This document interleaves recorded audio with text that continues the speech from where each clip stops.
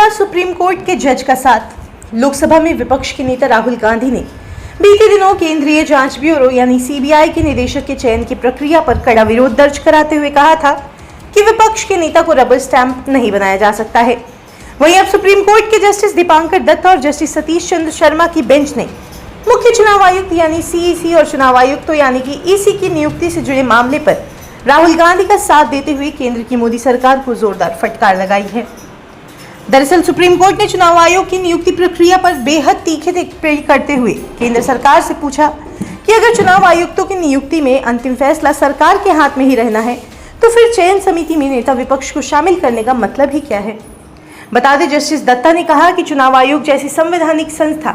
केवल स्वतंत्र होनी ही नहीं चाहिए बल्कि उसकी नियुक्ति प्रक्रिया को भी जनता को स्वतंत्र दिखनी चाहिए। कोर्ट की इस टिप्पणी का सीधा मतलब यह था कि अगर सरकार के 2 सदस्य किसी भी फैसले में एक साथ हैं तो नेता विपक्ष केवल संख्या पूरी करने वाला सदस्य बन सकता है,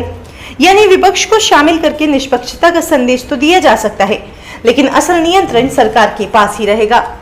बताते चले, कोर्ट ने यह भी कहा कि सीबीआई निदेशक की नियुक्ति समिति में भारत के मुख्य न्यायाधीश शामिल होते हैं